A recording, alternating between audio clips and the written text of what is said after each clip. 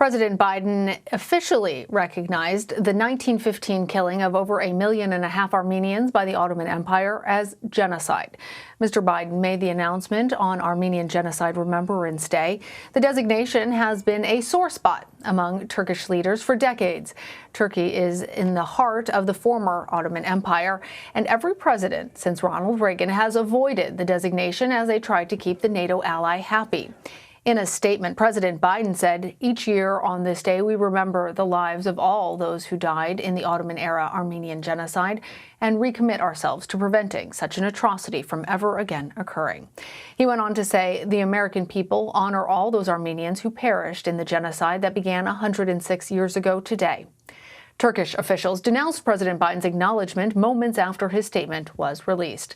Joining me now is Dr. Bulent Aliriza. He is a senior associate at the Center for Strategic and International Studies in Washington, D.C., with a focus on U.S. and Turkish relations.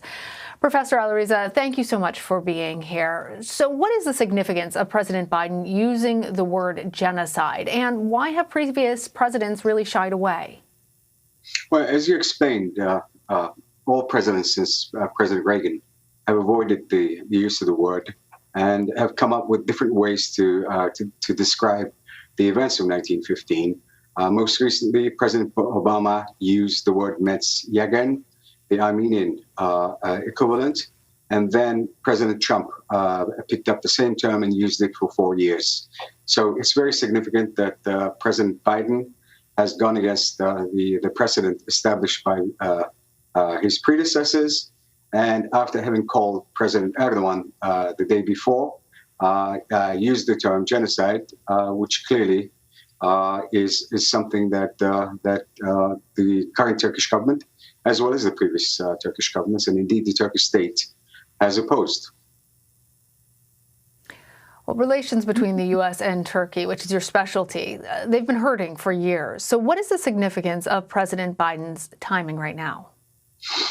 Well, I think we have to focus on President Biden himself. Now, having been part of the Obama administration as vice president, and having made clear during the past year, during the campaign, as recently as a year ago, on the same day, he pledged that he would go ahead with it. He's obviously saying to the Turkish government that he wishes to continue the relationship. But at the same time, he believes that this was genocide, and even though this is going to cause offense on the Turkish side, that he hopes, as a statement that he issued after talking to President Erdogan, that they can actually deal with the many problems on the U.S. Turkish agenda, including Turkish purchase, most notably, of the Russian S-400 missile system, which is, I think, the most important issue in the relationship between the two countries. Absolutely. And I want to ask you about that because Turkey is obviously an important NATO ally. But as you mentioned, they have been cooperating with Moscow, recently buying that Russian missile defense system. Obviously, there are other areas where the two countries are at odds, like Syria. But does the Biden administration and the U.S. more broadly worry about increased Turkish-Russian alignment? Well, they must have taken that into account, or President Biden himself must have taken that into account before he proceeded to use the word genocide. Now, it's worth noting that, in fact, the Russians, the Russian government has acknowledged the events of 1915 as genocide. Nonetheless, the Turkish-Russian relationship has continued, and as you say, they have cooperated on a number of fronts. Turkey's been a NATO ally since 1952. It entered the alliance with the help of the United States, which really wanted the Turkish geostrategic factor on its side in the confrontation with the Soviet Union. For many decades, the two countries have been allies. But since the end of the Cold War, there has been a divergence between the two countries, and that divergence has got wider, certainly during the past decade. Nonetheless, both countries have decided that, in spite of their differences, they wished to continue the relationship. I still think that is the case, but obviously the relationship is going to be somewhat different to how it was during the Trump era. when President Trump certainly did not mind Turkey's relationship with Russia as much as I think the Biden administration is going to mind.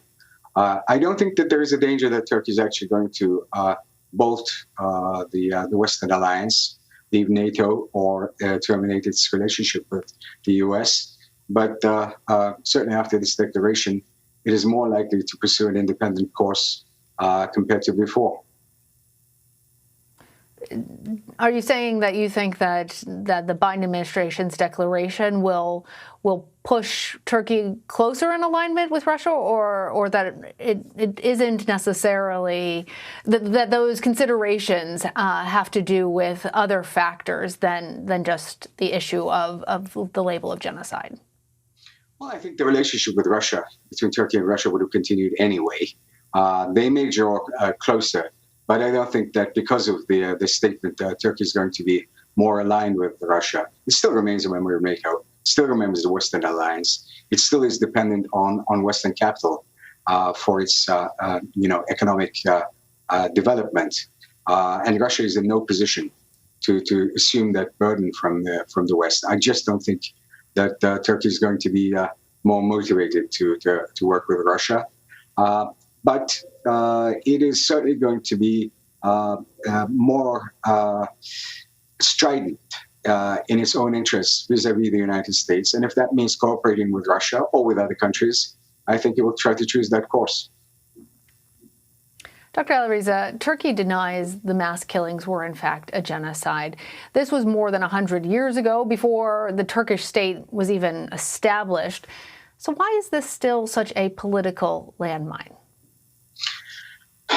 Very complicated question, because Turkey, from its very inception, has taken the position that the designation of these events as genocide, and let's remember that the technical term for genocide was not established through a convention, International Convention until 1948, would stain the current Turkish government. And even though the Biden statement refers to the Ottoman era as when these events took place, and does not mention Turkey at all, nonetheless, the Turkish government, as it made clear to previous administrations, regards this as unacceptable from its point of view. It will undoubtedly respond because of its position. But obviously, President Biden believes that this is something that he had to do, and he believes that the U.S. Turkish relationship is going to survive.